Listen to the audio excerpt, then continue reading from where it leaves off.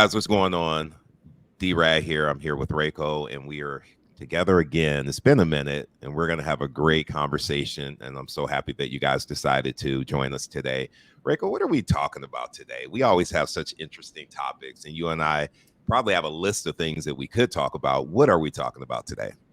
Well, we are inching our way to the end of Q2 of this Mm-hmm. year. Mm-hmm. And I know in my life personally, and some other people that I know, like I've just kind of observing, is making that determination of when do you know you need to pivot? Yeah. And not just like personal, but also professionally, right? Correct, right? Yeah. And is it ever too late to pivot? It's never too late to pivot. It's interesting. Last night I was watching a video. This lady was doing a TED talk, and she was about to celebrate her 85th birthday, and she has skydived over 1,000 times. She didn't start until she was in her 50s. Mm, So it's never too late. It's never too late to pivot and do something different. And just to see her, the way her face lit up talking about skydiving, she's living her best life, and I love it. I I love love it. that. What do you think? Do you think it's ever too late to pivot? I don't. And yet there is an age bracket. I think why this is even a question is Hmm. because there's an age bracket where excuse me, Hmm. many of us will get self-conscious because we think that we are supposed to have our lives together, between 35 and let's say 55, right? Hmm. Hmm. That we're supposed to have it all figured out. We're supposed to have gone to school or done whatever, um, and if we look to do anything different or differently, it's like starting over, and we're like, I'm too old to do that. And yet, we either say that to ourselves or we say that about others, and we make it uncomfortable for people to make changes and pivots. And yet, when you look at someone that's in their 70s or their 80s, we see these stories, we cry for strangers on on social media when they're Yes, doing these amazing things, and we give it the tag like it's never too late, right? that's And right. yet what happens in that age bracket that we personally feel, or we make others feel like you should have it all together by then. And so I think we get stuck doing things that are not either within our purpose, or they're not emotionally or financially, professionally beneficial to us, because we feel like we can't make a pivot and do something different. Now, do we feel that way because that's just our personal mindset around it, or are we afraid of the judgment of others if we are attempting to actually pivot and do something different? That's my question. It could be a combination. Yeah. Some of it is the conversation that we are having with ourselves. We feel guilty, like, oh, I should have Mm. known this a long time ago, or I'm just gonna, rough it out. And if it's professionally, we think like, oh, I'm just gonna, I'm already in it, Yeah. so I'm just gonna keep going, and yet we're miserable. And life and time is finite, right? We don't Right. live forever. Right. And so the sooner you can identify, you're like, this no longer works for me, Mm-hmm. uh, Mm-hmm. and switch that. I think, I don't know what letter of generations we're on. I don't, like Gen Z, X, millennial, Yeah. whatever. I I think don't it's know. Z. They will switch and pivot in a heartbeat. They will In the stay with you heartbeat. for 6 months, less than a year, and they're like, "Yep, this isn't a match." That's And right.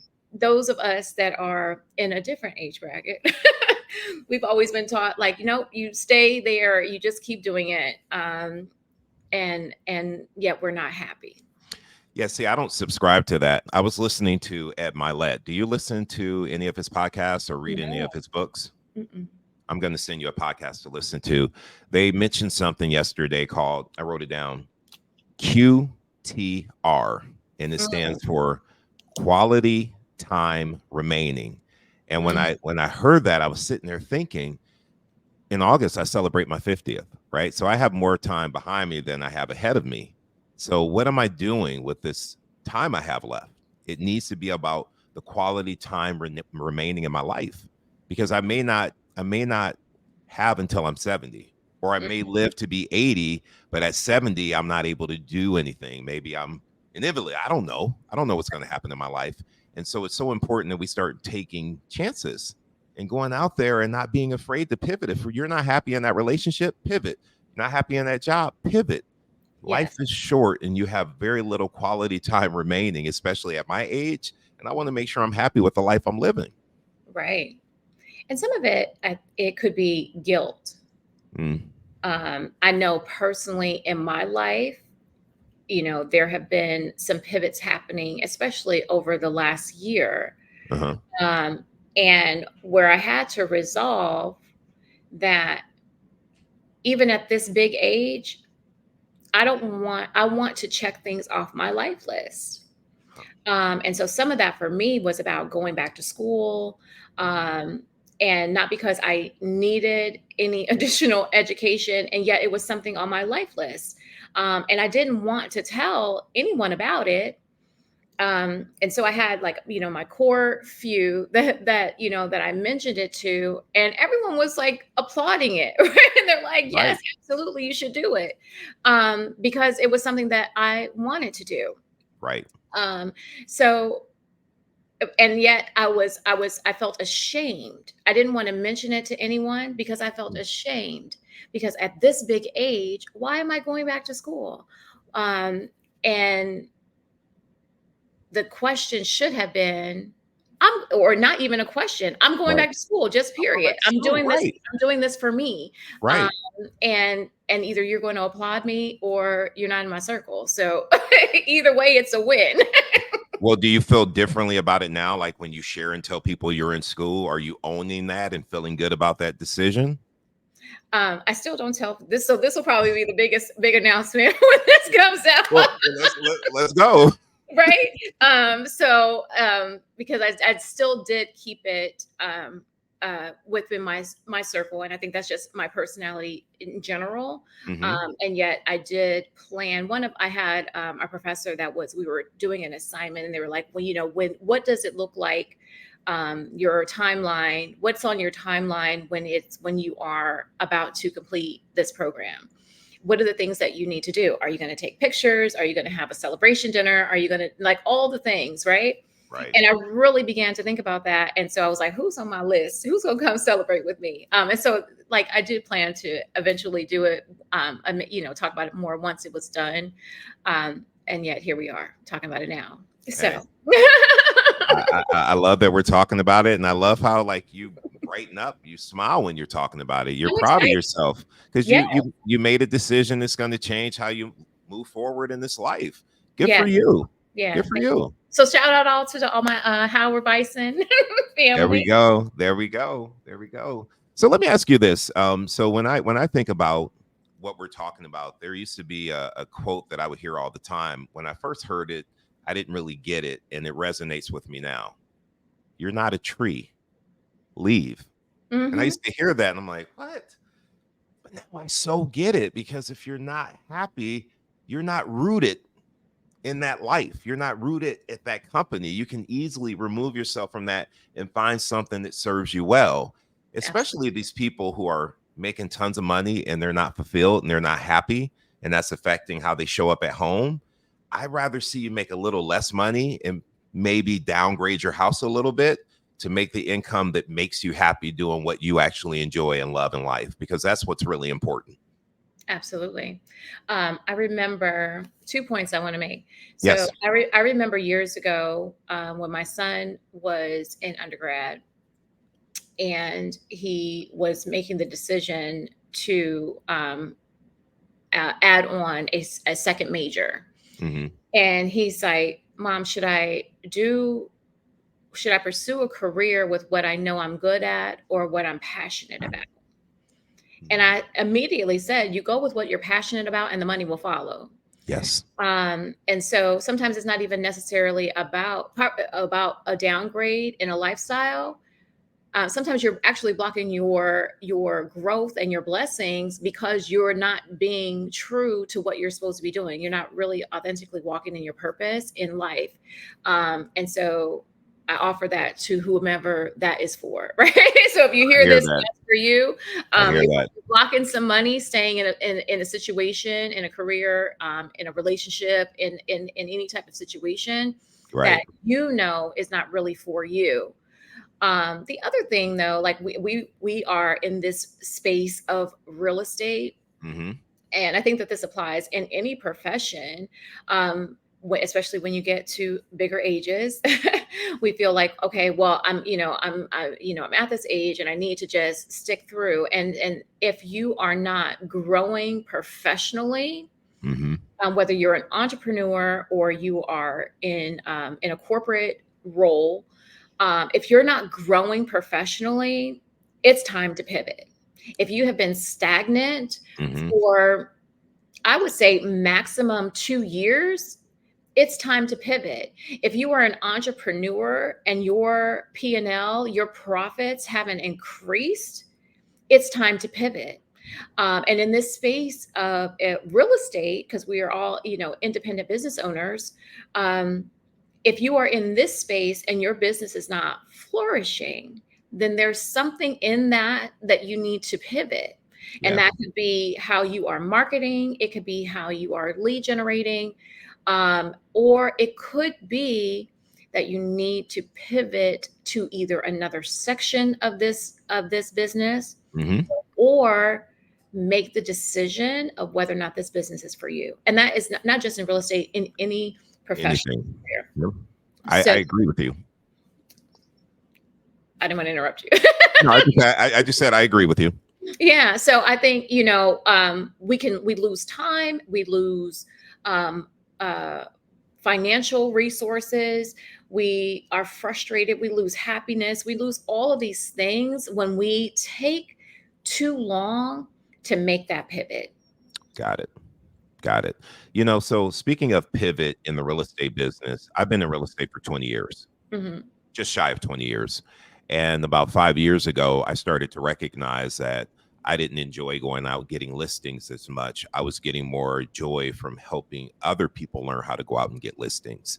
So answer me this. What do you think happened when I started sharing with people that I wanted to stop doing real estate sales and become a coach? What do you think people said to me?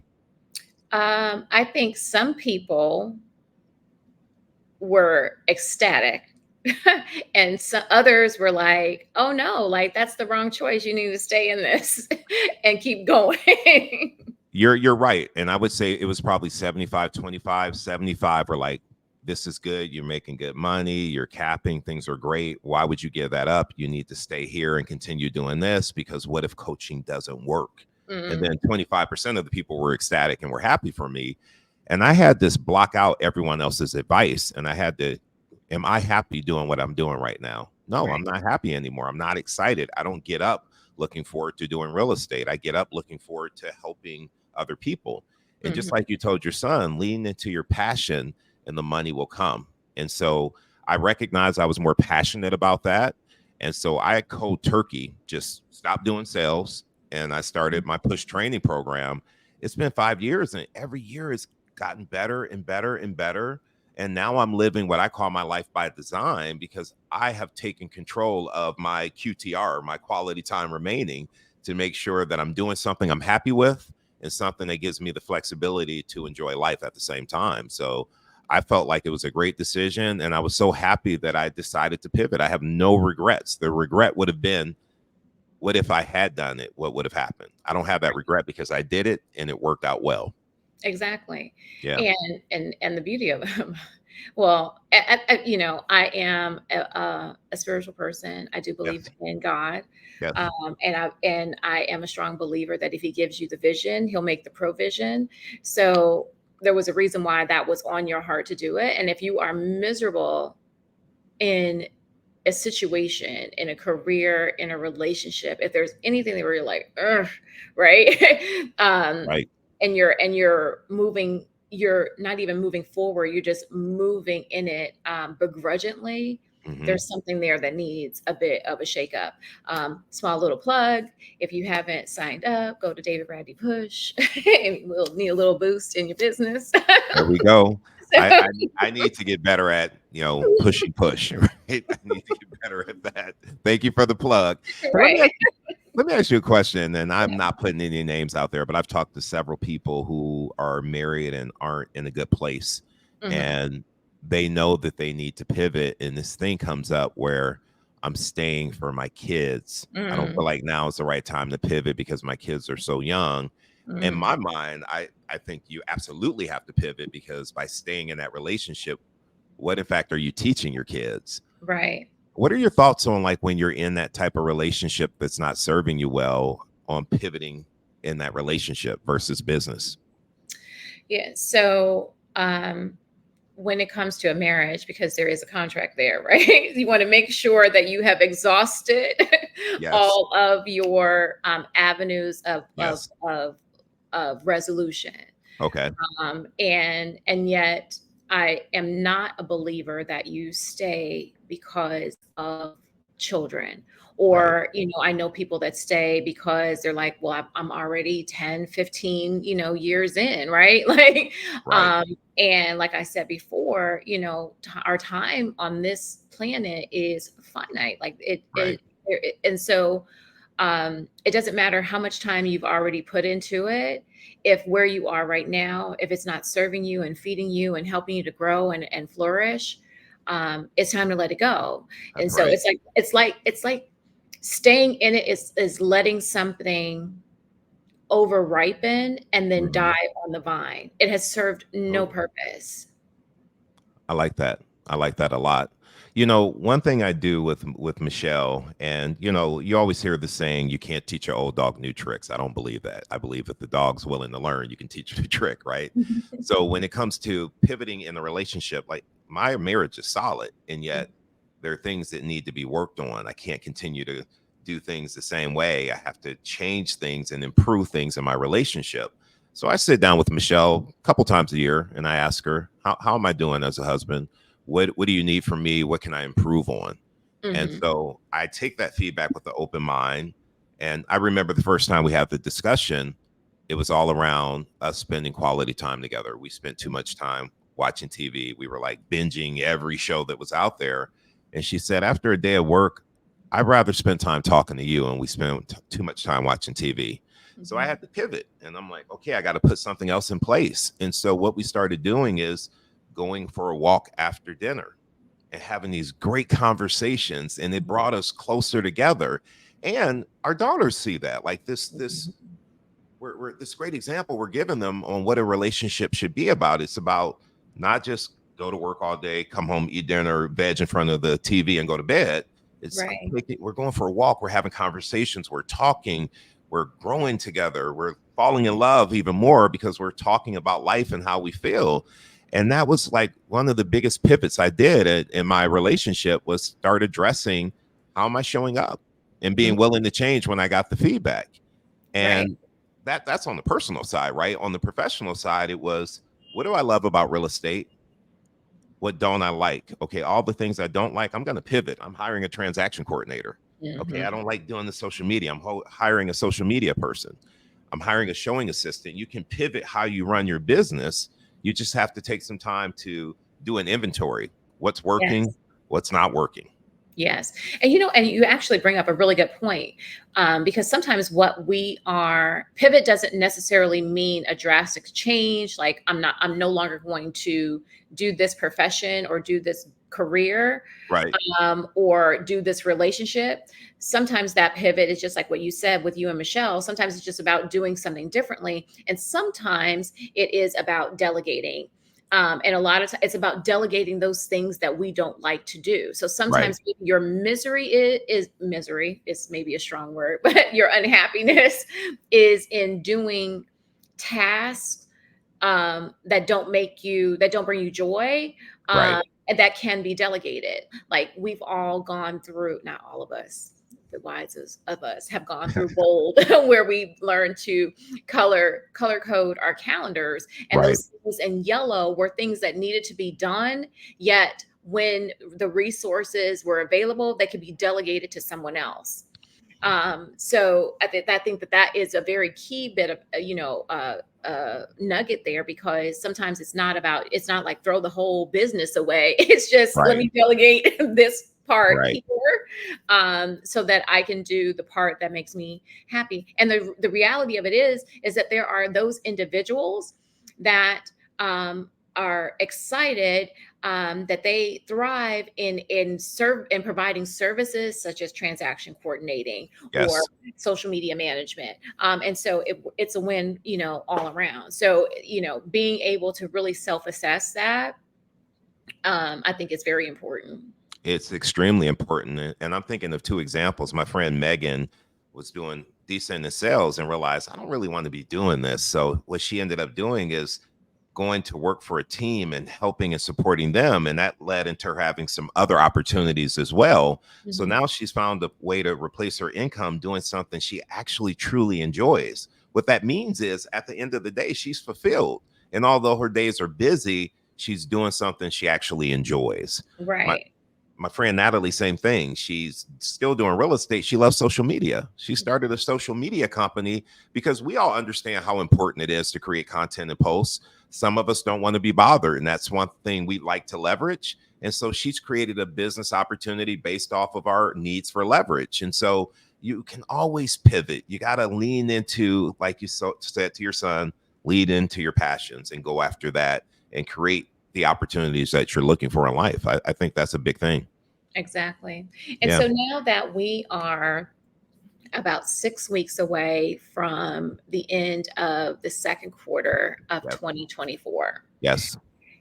my challenge to anyone that is listening is take these next 6 weeks and really assess what is working for you, what is bringing you joy, what is financially lucrative for you, and what is causing you not to grow.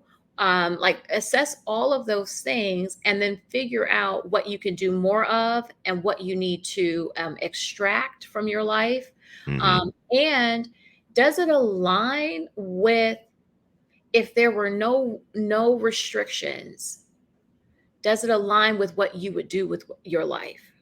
Yeah. I love that. Rico, I think whoever listens and actually takes you up on that challenge, they need to actually reach out to us. We should have them come on and we should talk to them about what they went through the process, how they Hmm. evaluated what wasn't serving them well, what they decided to pivot to, and how they leaned into it. I'd love to hear like at least one person's experience of walking through that exercise. I think that would be huge. Absolutely. And it's, I was having a conversation with a friend of mine, Okay. I think it was last week or the week before. Hmm. She happened to also mention, like, low key, that she had been back in school. And I was like, really? And she said she didn't tell anyone because she had family members that would, kind of judge, like, why don't you have it together? Or why didn't you do this sooner? Or whatever the case may be. And I was like, it's so unfortunate, like that we would stunt our growth Right. looking to appease people that are not living our lives because we Mm. feel embarrassed. Like I said, like, like we felt like we should have it all together by now. Right. Um, and so one of the things, like, even, going back to school at this age that I am, of over 45, I'm over there are 45. a number there are a number of younger people, Right. in my classes, and Right. I'm so passionate, when sometimes the topic or the conversation um allows, for me to say, like, it is okay to change courses. Yes. And if you, no matter what career path you're on right now, in 10 years, if you decide you want to change and do something else, you can do that. There's nothing that says that you cannot, and other than yourself. And Right. so if you're feeling that shame, or you're feeling that guilt, or you're feeling like, oh, well, I've made it this far without doing whatever it is that I really want to do, I'm just going to keep on. Um, if you knew you only had 6 months to a year, like, if you knew when your deadline was, right? If you knew when your final day was, would you continue to do those things, right? Or would you want to be like, I want to go skydiving. I want to go, I want, Right. I Right. want to go, you know, what is that thing where they just jump off the cliff because Yeah. I don't know why Cliff they do diving. it. You can keep that. You can keep that. Right, but whatever that is, and or if it is you want to pursue acting, or you want to do something in a different area of the field that you're in, whatever that is, like whatever the reason or whatever it is, like it's just not too late. And I would rather see you understand that it may mean you need to what is, I think it's TD Jakes say, like when you pull the arrow back, like you feel like you may be going backwards for a bit, but it's only to line up with the target that you're supposed to hit. Ooh, So I would rather you going as we close out, the second quarter and going into the third quarter, I'd rather you pull back a little bit to adjust to the target that you really want to hit. I love that. I think that's really powerful, Reiko. And I have to say this as we start to wrap up. Listening to the Ed Milet podcast again yesterday, they were talking about this millionaire who made money investing on Wall Street. And he was very thoughtful and very strategic on how he ran his business and how he invested. Well, guess what? He's got all the money in the world, found out he had cancer and only had 3 months to live. What do you do with that? So he started recognizing over some reflection that in all of his career, he never took time off to take his wife out to lunch. He never showed up at his kids' games. He didn't take time off and take vacations and walk on the beach with his sons. So he decided during my last 3 months, I'm going to pivot, and that same energy I brought to work, I'm going to bring it to quality time with my family. My QTR, my quality time remaining, is going to be spent doing these things. And he had the best final 3 months of his life, which is great. And yet I wish that pivot would have happened earlier. And I wish it happened because he wanted it to happen, not because he was forced into doing something different. So I think the thing we need to keep in mind is that we don't know how much time we have left. How are we going to spend our quality time remaining? And the thing that I believe that we really have to get past is that other people's opinion of us is none of our business. And we need to get out there and shout what we're doing and be proud of what we're doing.